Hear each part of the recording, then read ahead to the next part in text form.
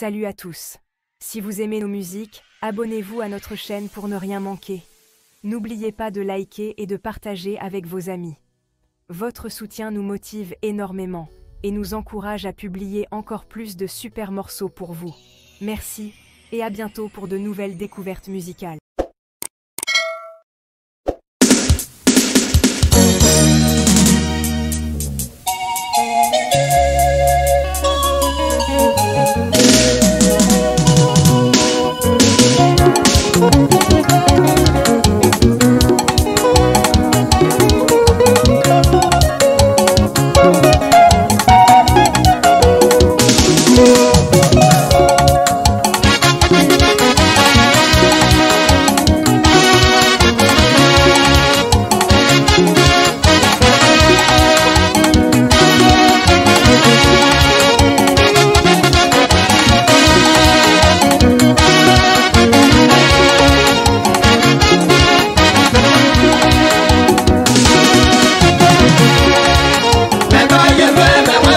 Abus maturé, abus démonté, Dieu voulait.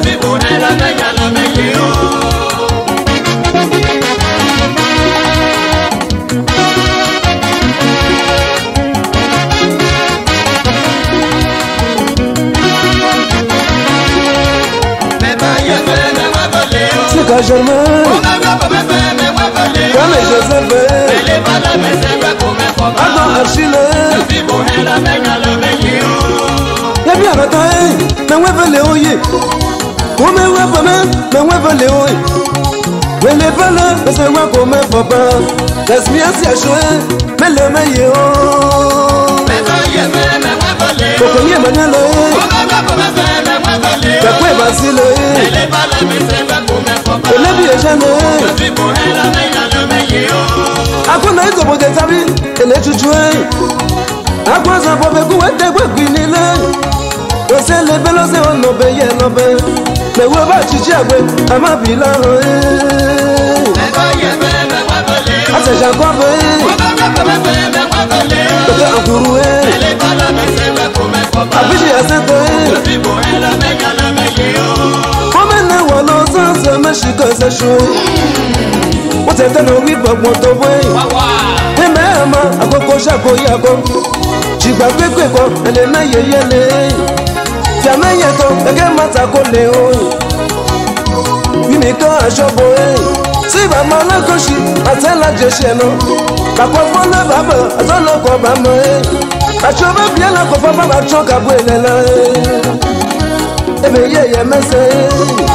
Àná bọ́ṣì káwọn ọkọ̀ wò lọ yẹ̀ gbà ó.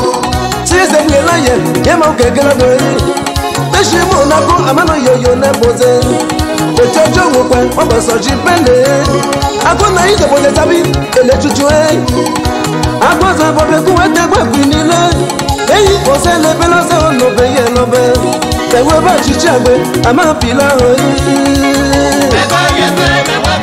Yabo emile Asepo ibolite As if I stay,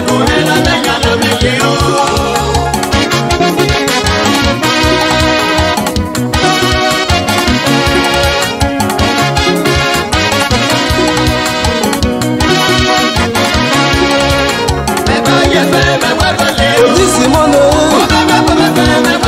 I just don't know. I peux féliciter.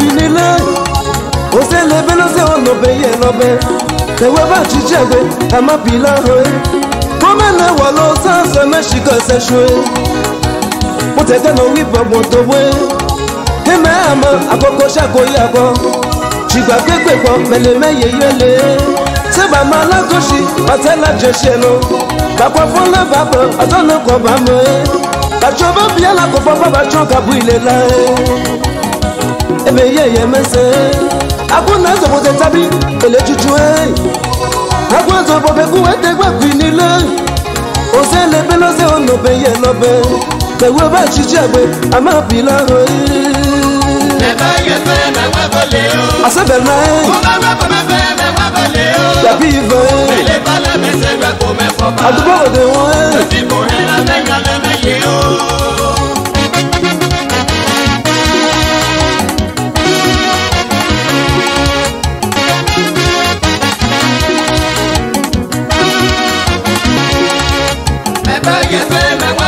ewo michele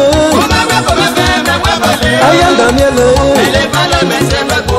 agomeja claude